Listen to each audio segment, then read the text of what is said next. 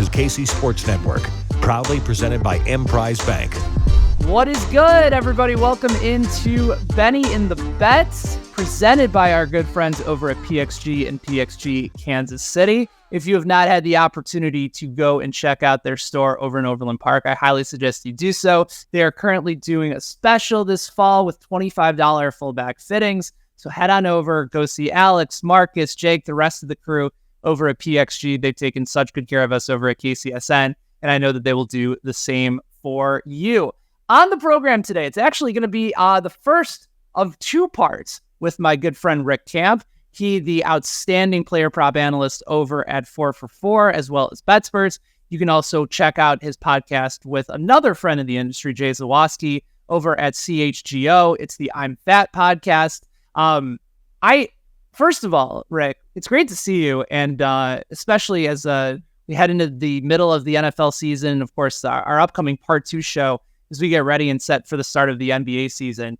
Before I kick things off in going into the actual bets, which is an area of expertise, there was a story that you told years ago, back when you were working at 670 The Score, and if that station sounds familiar, that's, of course, where our Kansas City friend Danny Parkins currently does Afternoon Drive.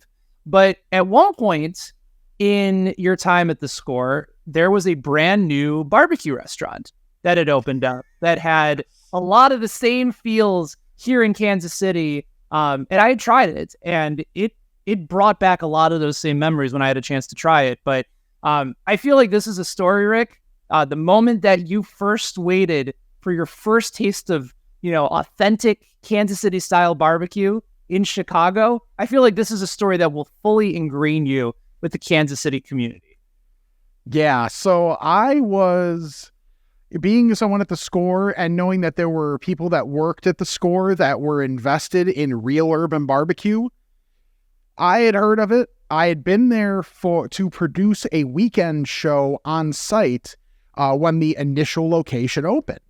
So I got a taste then, but it was all the way up in Vernon Hills, which is, very far away, 45 minutes to an hour away from where I was. So that's a bit of a drive, for just a meal. Right. So again, not factoring in traffic and Chicago traffic into the mix. Yeah, wow. Exactly. That would have been, in the best case scenario, 45 to an hour.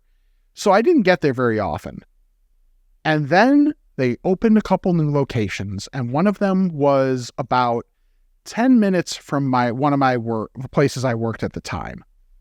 And I heard they were giving away free barbecue for a year to the first person in line. So my plan was, on that day, to have one of two thoughts. Get out early, see if I could get there. I set, the place was set to open at either 11 or noon. I want to say 11. And I'm like, okay, I'm going to get there by 7 a.m. If someone else is in line, then screw it. I'll go to work early and I'll leave early. If nobody is in line, I had a blanket. I had, because it was a cold day. So it was I want to say about this time of year. This is right around mid-October in Chicago. Yeah, mid-October in Chicago, and it was a much colder one than it's been so far this year. So I'm bundled up. I get there. Nobody's in line. So I get my stuff.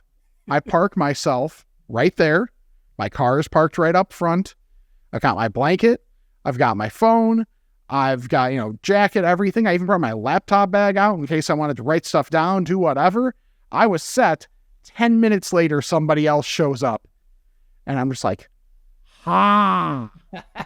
It's like this guy that doesn't need it. Cause I'm a guy working in radio and teaching radio. I have no money at the time. I could really use this. This is and this guy just wanted the clout. So I get there first. I wait there, and then 3.5 hours, I'm out in the cold. And then the last half hour, they are still painting the hours on the door while I'm just sitting here excited about getting barbecue. For a year. Yeah, for a year. Now, mind you, a year means $50 a month, but still, that's not bad. It's a couple meals. Maybe a meal and a half if you're me. And then the last half hour, I get to sit in the lobby and wait. And then the best part is after all this happens and I get to go in, I get the first meal, I go brisket. Okay. Like, I know the burnt ends were right there too, and they have fantastic burnt ends, but like for me, the two ways to tell if a barbecue restaurant is good is generally brisket, unless it like full on is like, listen, we're a pork place and pulled pork is their thing. Cool. Got you. Carolina, whatever. But any place that takes the time to have a very good hot link, that's a place you can trust because it's not the most popular thing. But if they take the time to have a good one, that means everything that people generally care about more is going to be treated well. So I kind of have those, like that type of thing. And the hot link at Real Urban Barbecue is probably the favorite one that I've ever had. Wow. Okay. So I was in love there. And then a guy I worked with at the time, David Schuster, who was a longtime reporter in Chicago, working at the Score at the time, was part of the group that owned Real Urban Barbecue. And he comes up to me when he sees me at the station and is like, you mean to tell me I am paying for your food for a year? And I was like, you're damn right you are. So there's an infamous picture of me sitting out in front of Real Urban Barbecue. But you know what? I do not care because it was delicious food and I got plenty of it for free for that next year. That's a fantastic story. Have you had barbecue in Kansas City before? Have you had a chance to travel to our fair city? I have not as of yet. Oh, Rick. Like take the I'm Fat podcast on the road, and we will take such good care of you and Jay as you can do a full tour. I don't know if you can do it in 2 days, but I mean you could try.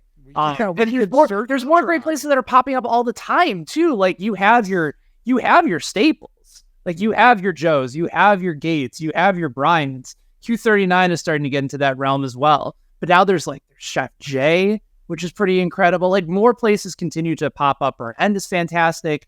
But that's really interesting. Like your sort of core level of the taste test within a barbecue spot is brisket and then the hot link. That actually isn't a take that I've heard before.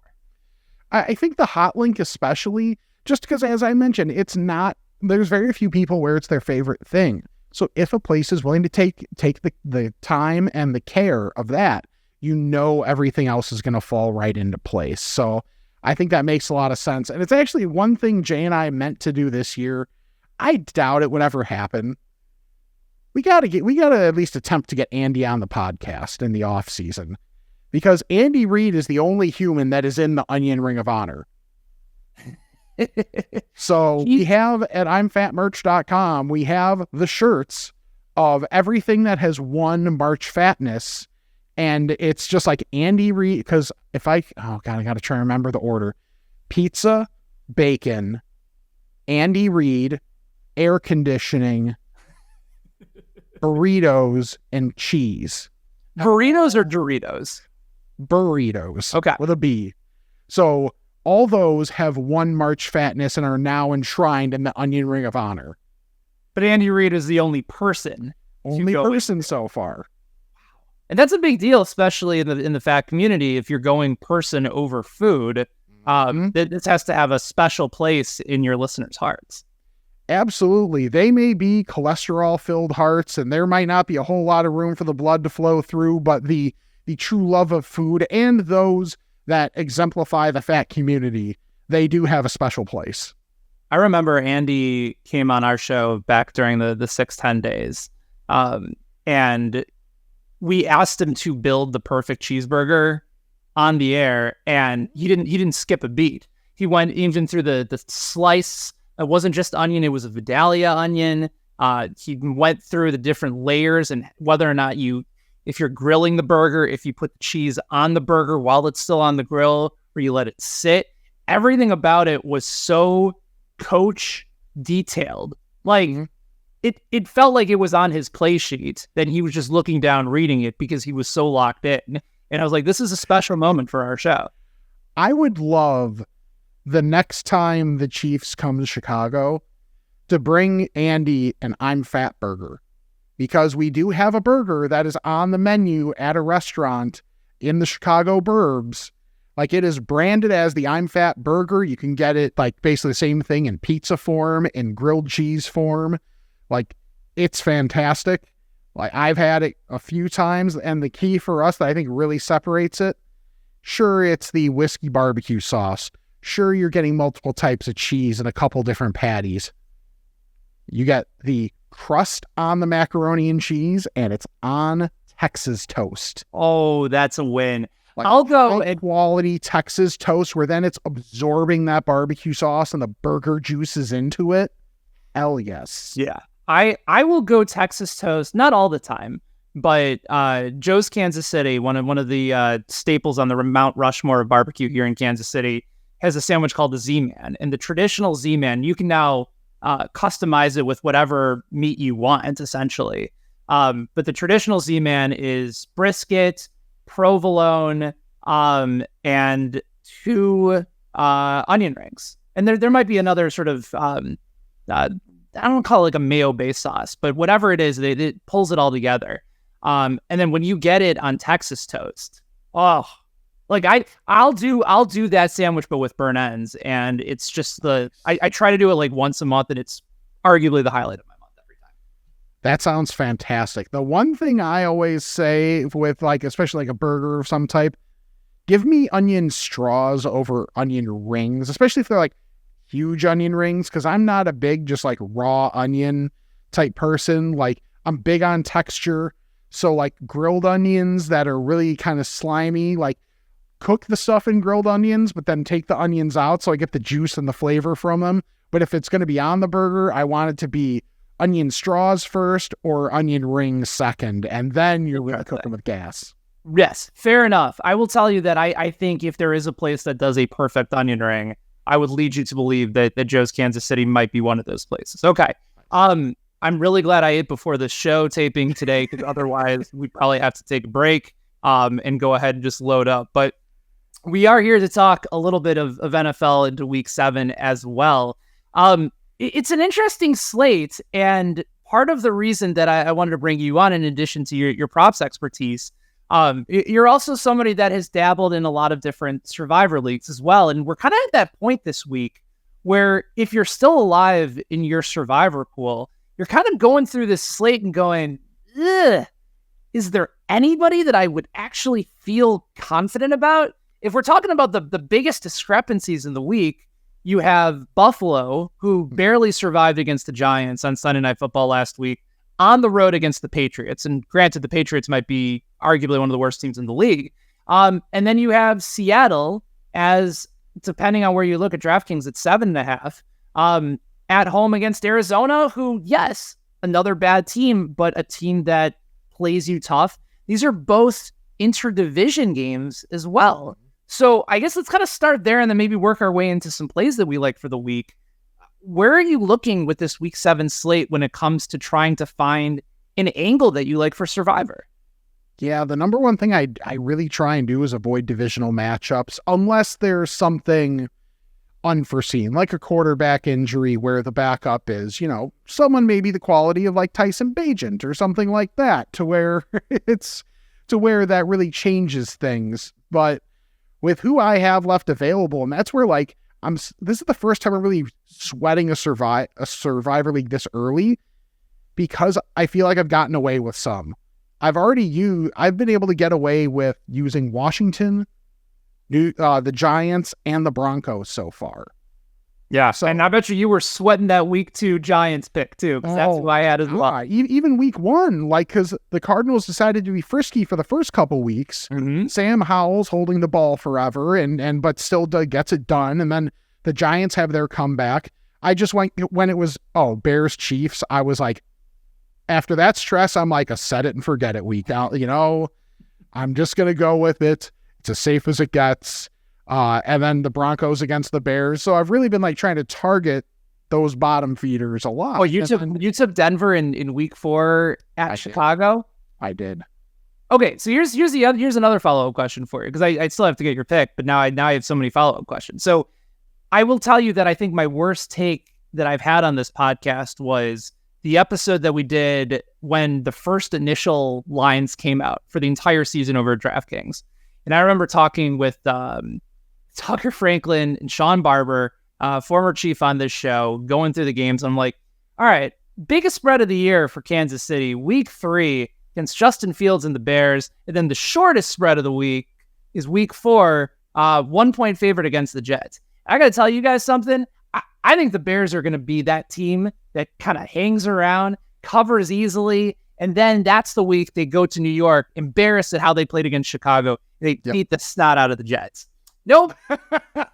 That one didn't work out well at all. You just needed to put the thing down, flip it, and reverse it, and then you would have been perfectly fine. Right. That's what it was. I just got confused. Yeah, that was, I'm telling you, that was, I'm so thankful I was like at a party where you could kind of pay attention and kind of not if you really wanted to for that game, because after like the halfway through the second quarter, I was like, good night, everybody. All right, let's just, let's drink up. Let's do. So here's my question before we talk about where you're likely going this week. When you do Survivor, do you consider hedging with the opposing team that you're playing against? Because more often than not, you're taking a heavy favorite. And so there are a lot of times where you can get your money back and more by taking the other side in one of these games where you can get maybe plus 300, plus 400 odds for one of those matchups. I'm still relatively, this is my like 3rd year doing Survivor, but I haven't been that smart to like pair that with it.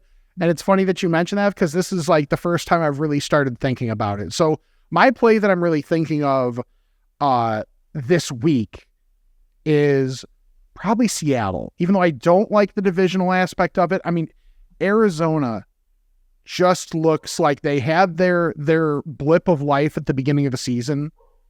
And now it's like, okay, people are getting hurt. What little talent they had is now getting exposed with injuries to where I just think it's the time. And Seattle is healthy enough.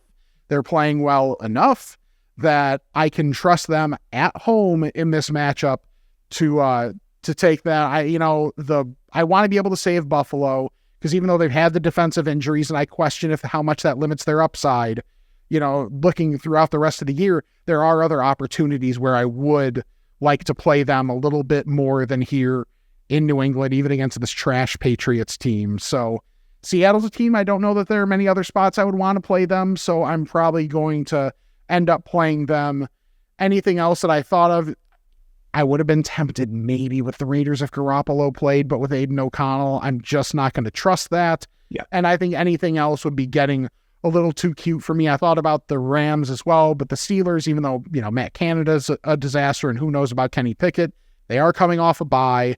And the offensive line for the Rams is one that I just don't know how much I want to trust with how much Stafford's been getting hit. So I'm just going to go with Seattle, break a rule or two of mine. It just seems to make the most sense for me. Yeah, Seattle is where I'm going this week as well. Although I have a feeling it will be another sweat type of game. Probably. Crazy note from Evan Abrams over at the Action Network, who says that if this game continues to close right now at 7.5, this will be the highest number that Geno Smith has ever closed at as a favorite in his career. In 57 starts, he has never closed as a favorite of 7 points or higher. He's closed at 6.5 twice in his career. But this would be that highest number. And more naturally than not, these are the type of games that teams at home will often overlook. And I could see Arizona giving us a little bit of a sweat.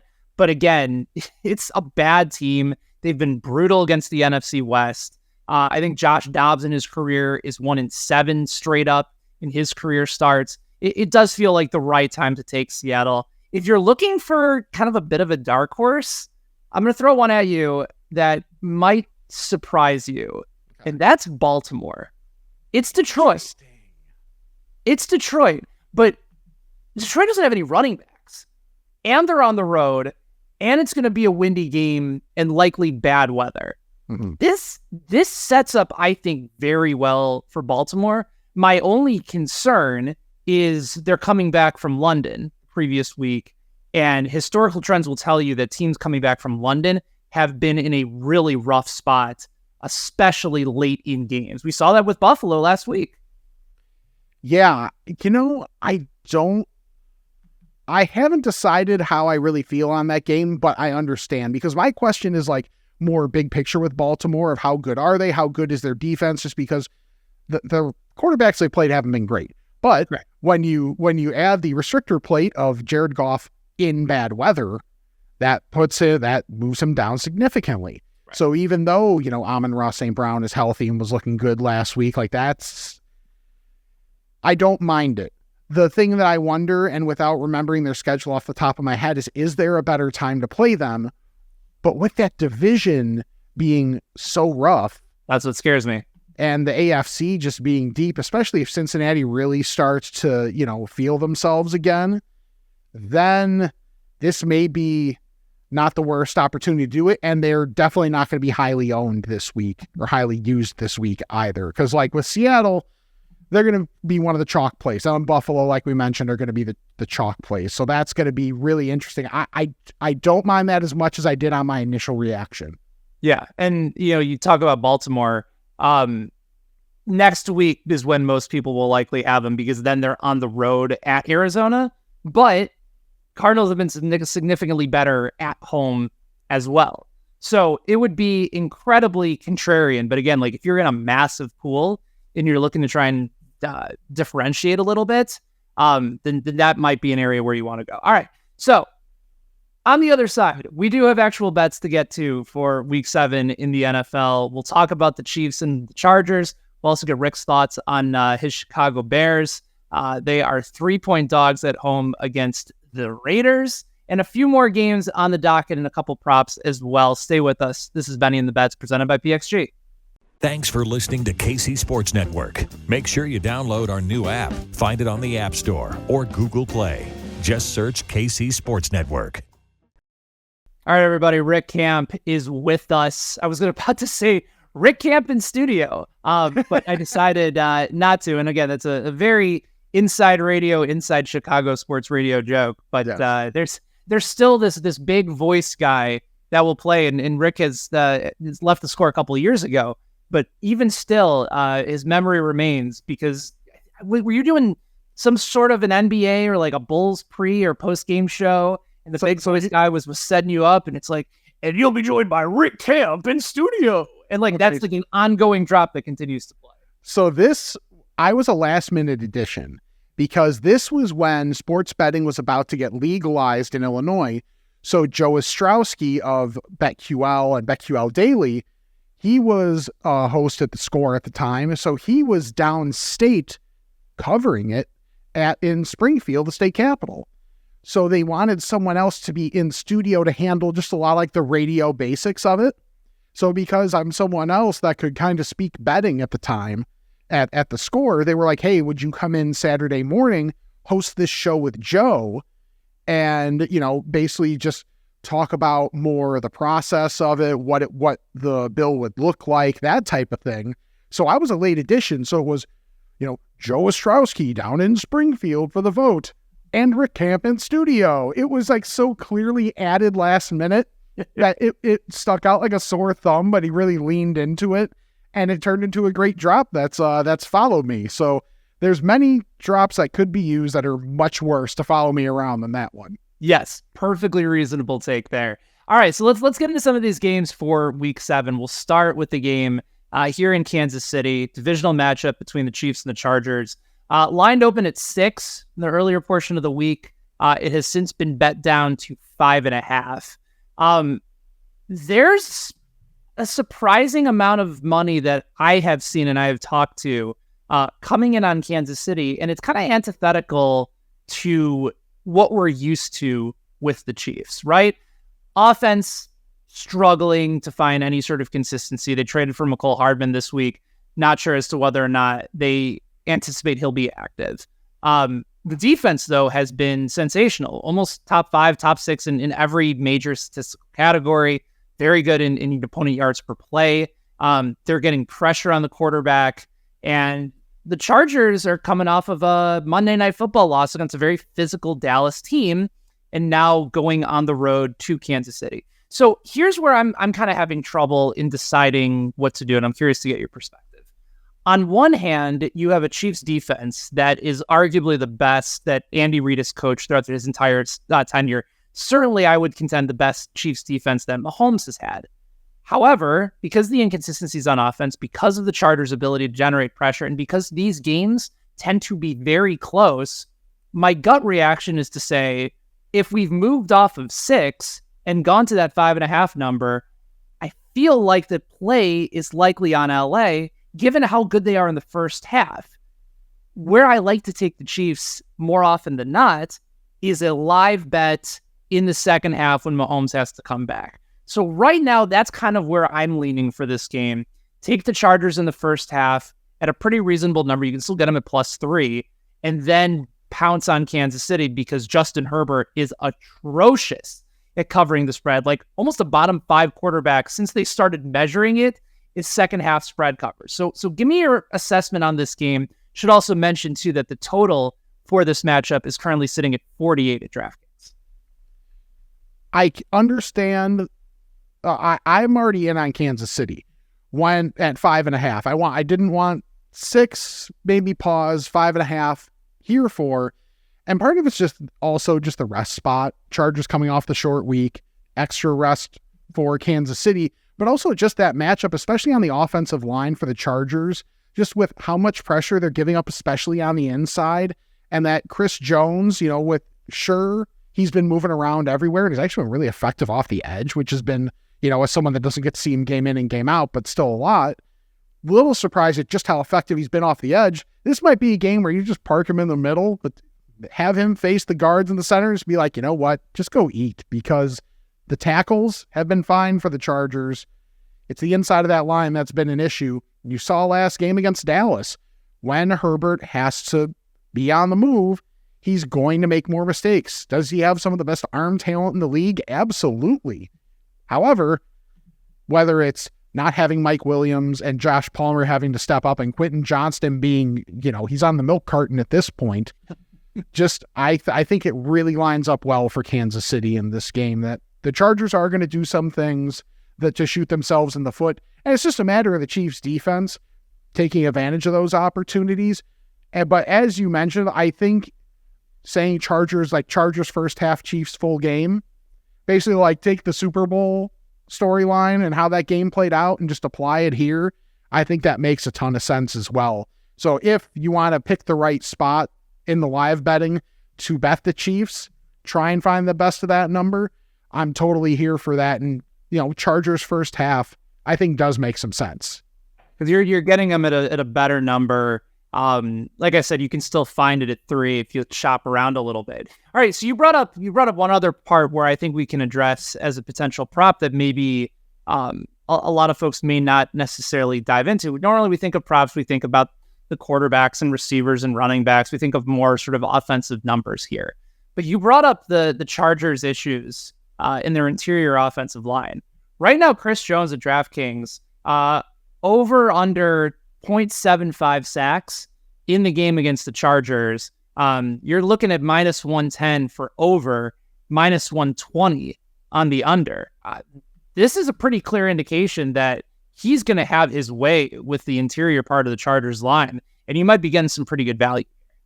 I 100% agree. I do think he's going to have pressures. He's going to get to Justin Herbert. It's just a matter of how much Herbert's athleticism can, get him out of trouble. I definitely think if I was asked to set that line, I probably would have set it at the over being like -125, something around there. So getting that at -110, yes, I would absolutely bet that, and I probably will. As soon as we get off, as soon as we're done here, I will be betting that. Yes, you and me both. All right, so very convincing argument for taking on Kansas City at -5.5 if you decide to do so. Really like the instinct there, and again, because you're getting it before it goes to 6, there's an intrigue level there. Or you can also take Kansas City in the first half as well. Or I'm sorry, take the Chargers in the first half as well if you can still find it at +3, even +2.5. I don't mind.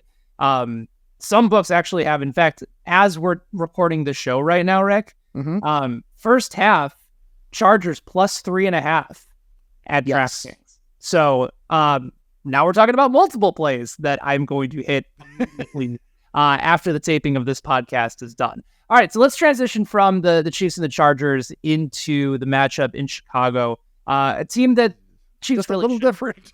little different. Yeah, we got a fun matchup, and then we just have a bad matchup. The Raiders haven't been terrible this year, although you can certainly make an argument that they're terribly coached and their quarterback situation remains in flux. Conversely, for the Bears, Justin Fields out this week. So tell us a little bit about their undrafted rookie quarterback that's going to be setting up the scene that the coaching staff seems to love even more so than Justin Fields. And it's likely because Tyson Bagent can play the offense that they want to run, which is antithetical to having success in the NFL. But what do I know? Yeah, it's so funny how some of these things are starting to feel like Matt Nagy all over again, which in Kansas City probably sounds like a great thing, but here it is terrible. People aren't too thrilled with that right now in Kansas City, and that's when everything is going well. Yeah, this game's going to be gross, man. Like, so when it comes to this offense, and I think about, and at least this week, Bagent's going to have an opportunity to have everything cued more to him, which I think is probably cued more towards the basic offense that Luke Getsy would want to run, where quicker decisions, getting the ball out, the more traditional playing point guard aspect of it, of get it to your guys and let them make plays for you. That's what he's got to do.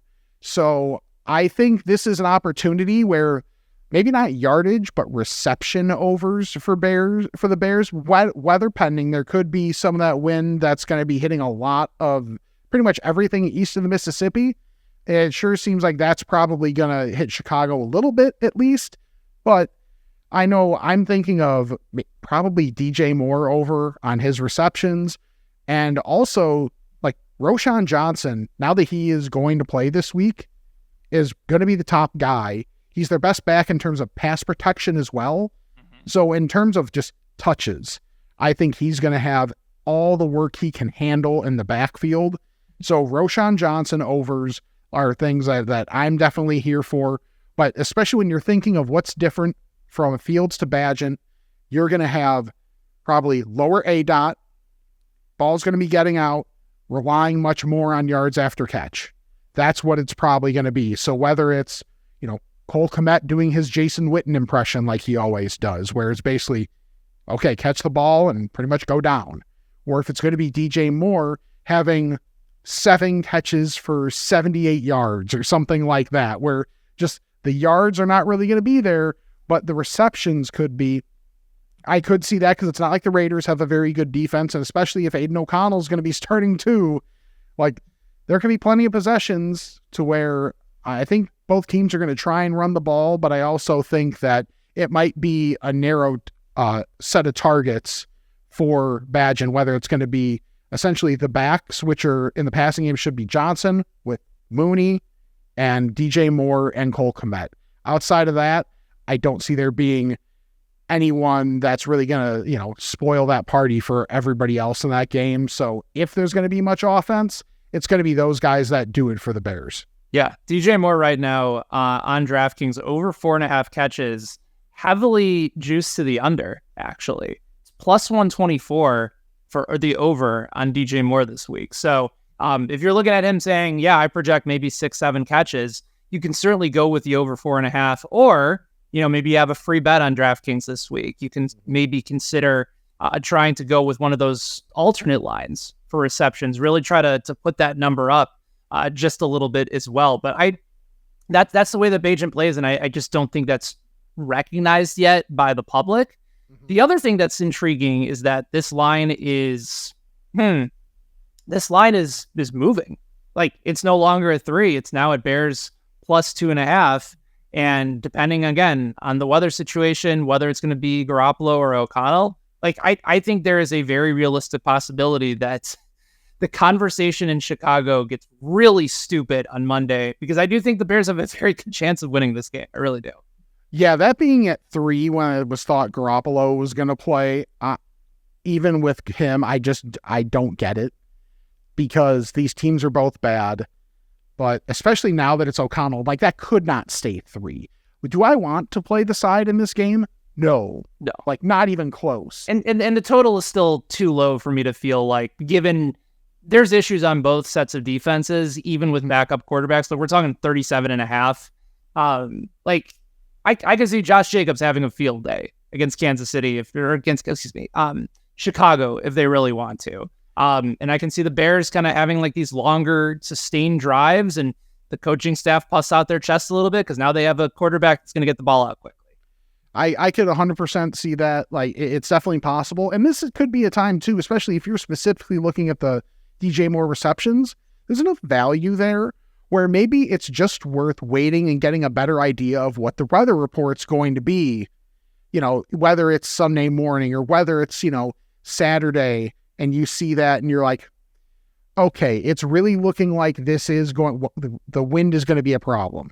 There might be some rain, whatever it ends up being. And if that makes you shy away, totally cool. But at least I think there is something to be said for essentially paying in price for extra information. And this is probably one of those opportunities where I would take that.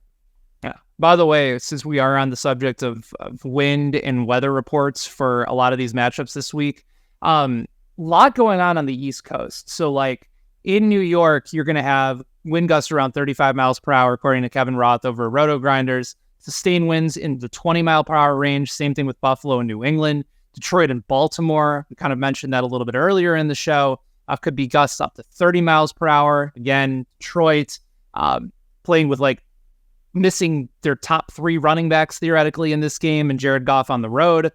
Do like Baltimore to cover that number there. And then Miami and Philadelphia, the game of the week. And this is such a bummer too, because we're starting to see the total drop a little bit. It was in that like 53.5 range. Depending on what book you're looking at, we're starting to see that number go down. But this was the game of the week that I think so many people were excited about, and rightfully so. But it's now down to 52. Eagles are 2.5 point favorites at home.